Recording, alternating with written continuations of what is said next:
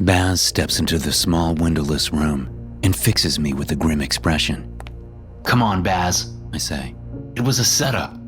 Someone wants me out of the picture." Baz says nothing, his dark eyes looking past me at the two guards standing close by. His dark skin is wrinkled, his dreadlocks threaded with gray. Despite his age, he moves smoothly, clearly still capable after all these years. He has taught me a lot, and he's always had my back. But this time, I'm not so sure even he can get me out of this. "Give us a minute," he says to the guards.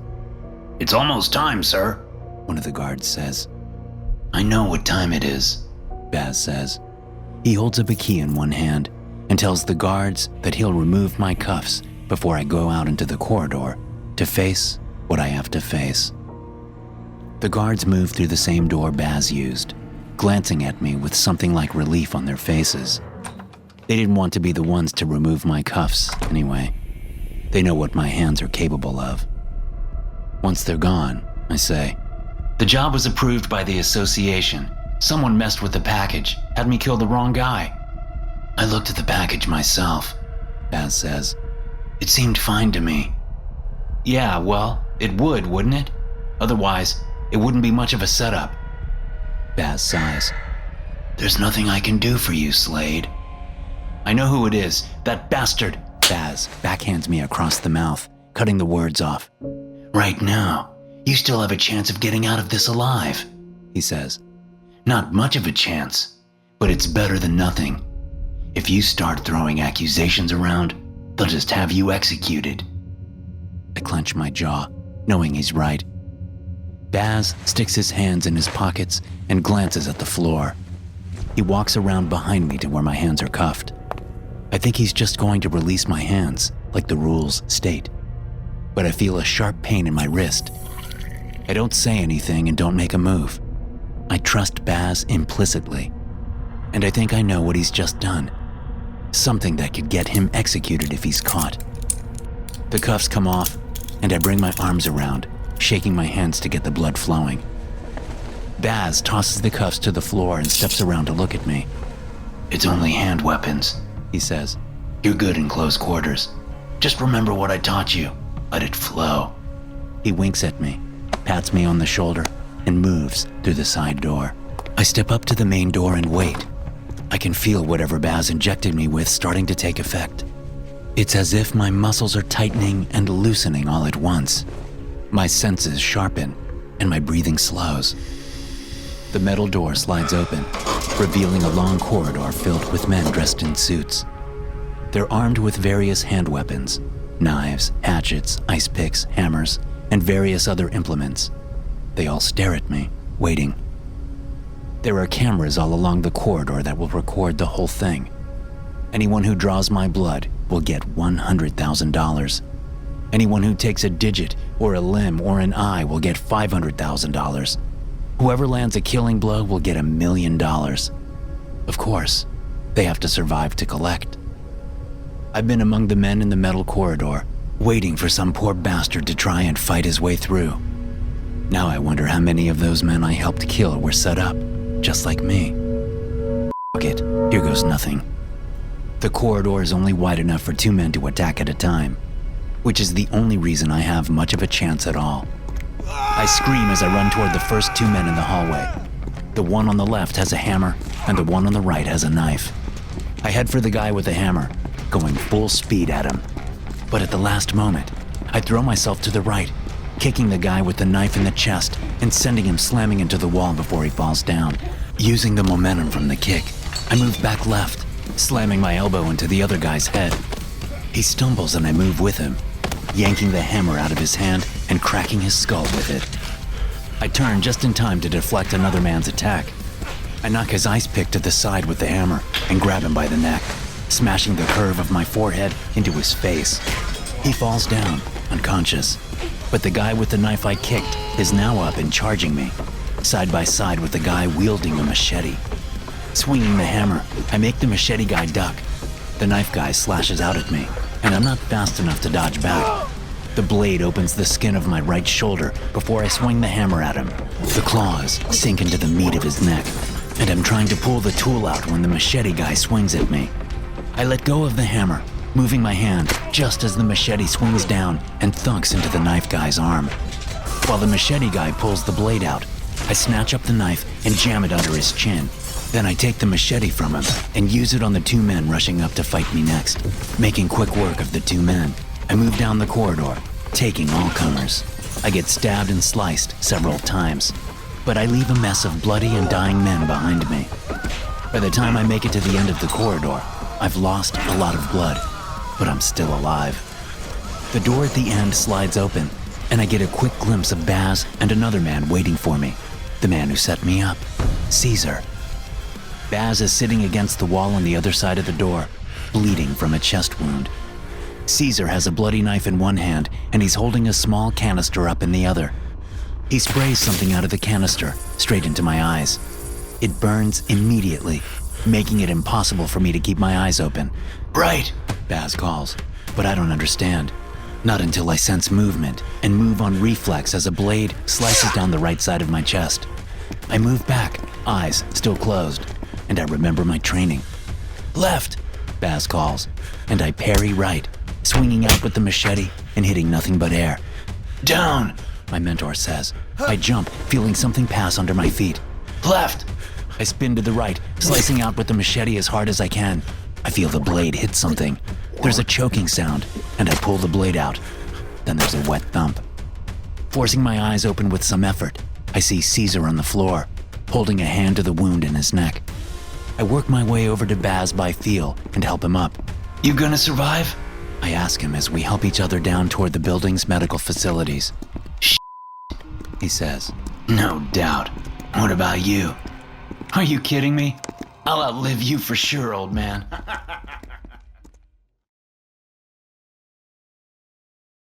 I don't understand it.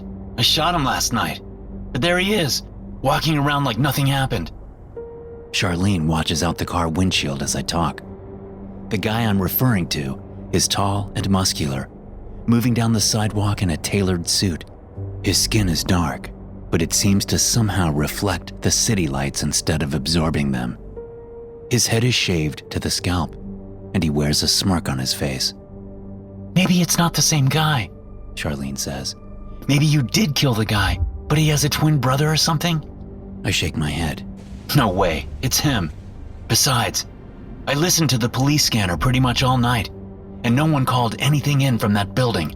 I'm telling you, there's something weird going on here. Well, that's why I'm here, she says. to help poor little old you get the job done. I scoff. Yeah, right. How long have you been at this? I've been freeing souls since before you were wearing makeup. What can I say? Some people just have a natural talent for wet work, and talent beats hard work every day. I think you have that backward. The target, whose name is supposedly Okafor, turns the corner up ahead. We lose him from view behind a building. Okay, here's the plan.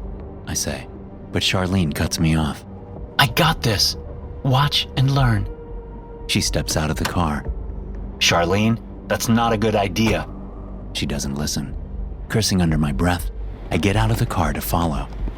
As I do, I pull my long, dark coat around, hiding the weapons arranged at my waist. I have a pistol, a knife, and a small bolt gun. At first, I try to catch up with the quicker and younger assassin, but I soon come to my senses.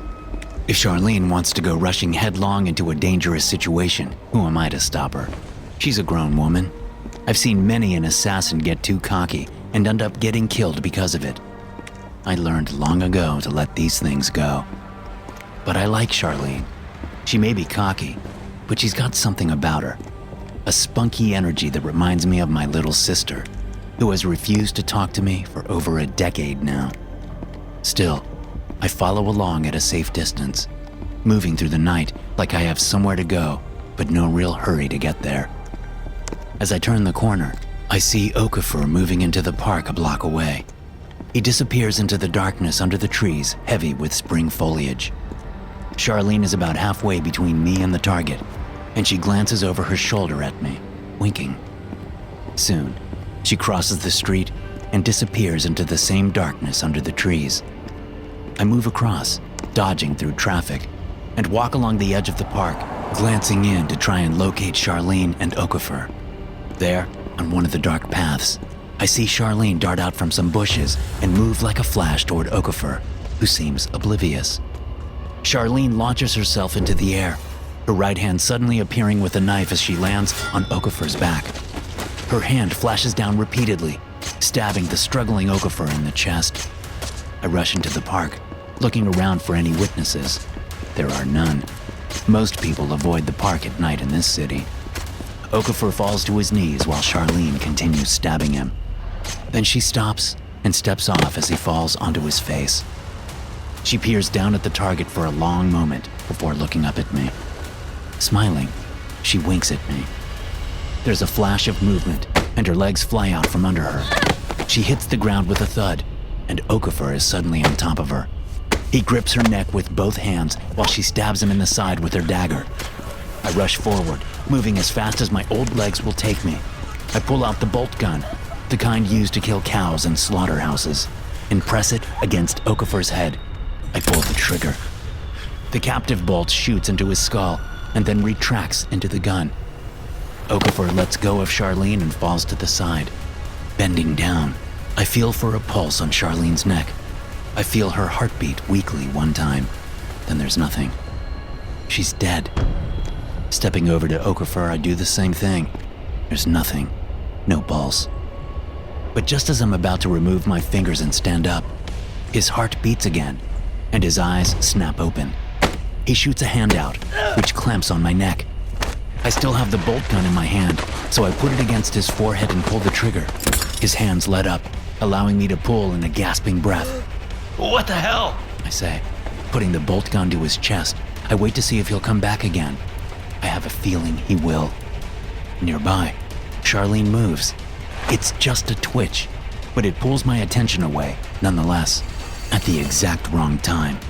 Okafor's arm snaps up again, only this time, instead of grabbing my throat, he hits it with the edge of his hand, damaging my windpipe.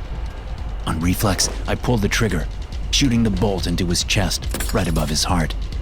He goes limp once again, and I pull a painful breath in, just barely getting enough oxygen past my partially collapsed windpipe to keep breathing. Although I'm primarily concerned with breathing, I notice something I just can't ignore. It's a golden light spilling forth from where I punched a hole in Okafor's chest. The strange vision sends my mind reeling, but my vision soon starts to go dark. I'm not getting enough oxygen. I'm slowly suffocating. I stand up, eyes sweeping over Charlene. Her eyes are open now. They weren't before. It's nothing I can think about now. I move toward the edge of the park, hoping I'll be able to get to a hospital before I pass out. It's no use. I make it a few steps off the grass and collapse, head swimming and panic building.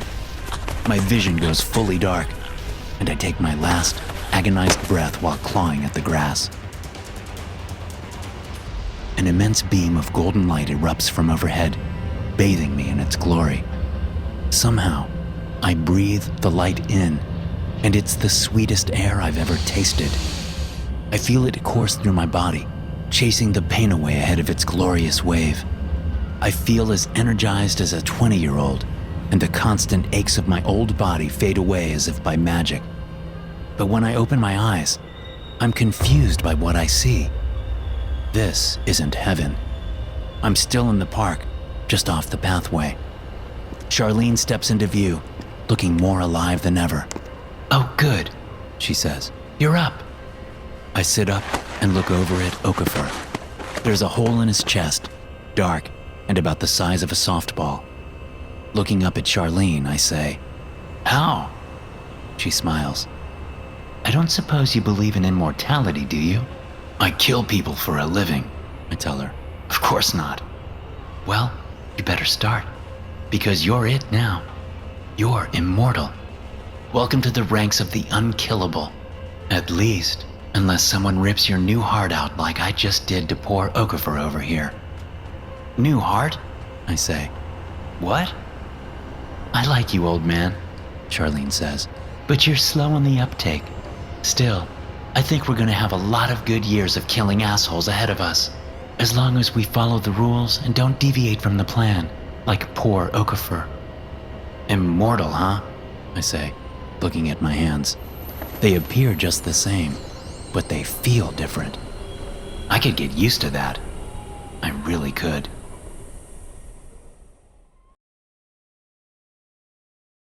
I don't have a shot, I whispered. Those guys are in the way. They all must die, Ledger.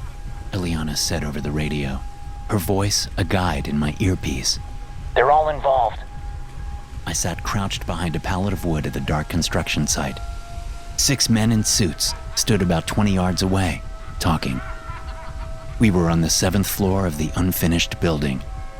It was nothing more than a skeleton made out of metal and concrete.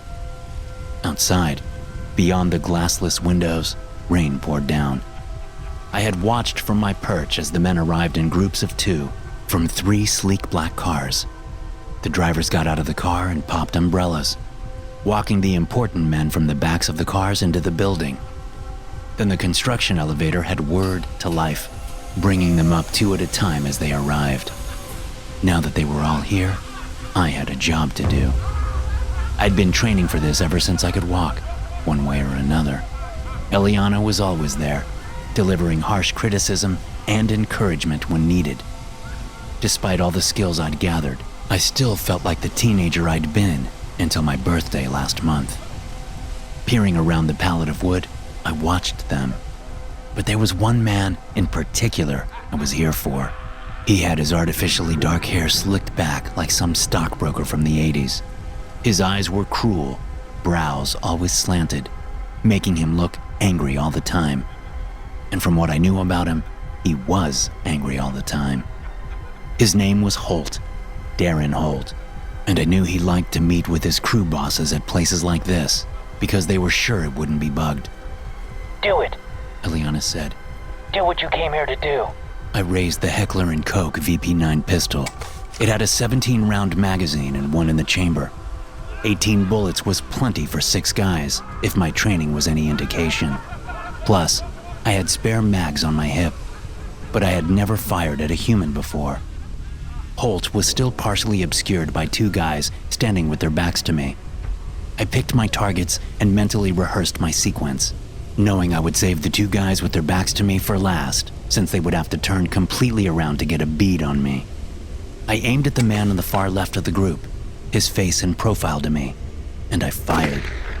2 rounds to the dome, the man went down, but I was already shifting over to the next guy in line, the one standing next to Holt.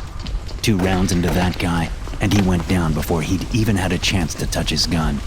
But now the men were all moving, scattering, shifting. I suddenly had a shot at Holt, but instead of taking it, I jumped my barrel over him to the next guy and fired. The guy went down. I wasn't missing. Holt bolted to my left, away from the elevator, which was the smart move. He knew where the shots were coming from, which meant he knew that running for the elevator would be a death sentence. The 2 guys who'd had their backs to me split up, one going right and the other left. I fired at the one going right. He went down. I still had 10 rounds left as I stood up and bolted after Holt and the other guy.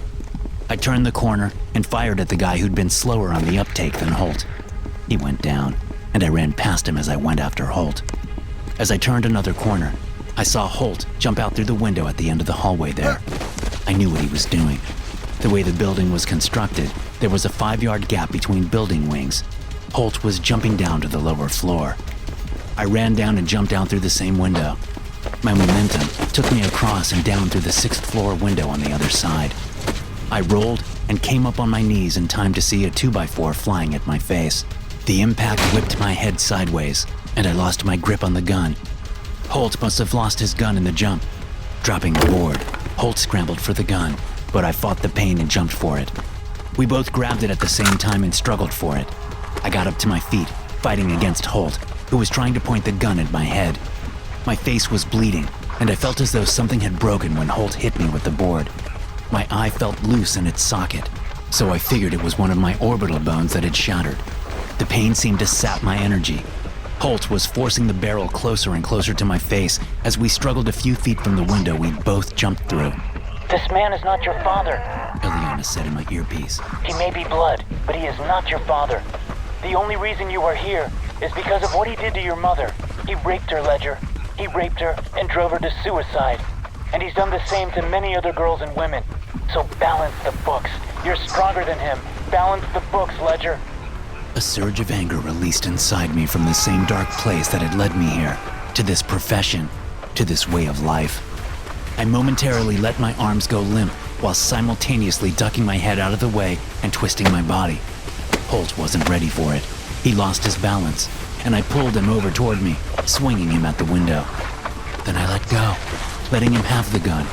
He backpedaled, overbalanced, until the backs of his legs hit the bottom of the window.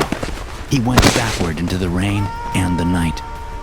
I didn't hear him hit, thanks to the downpour, but when I looked down, I saw his broken body sprawled on the ground 6 stories below. Good job. Eliana said.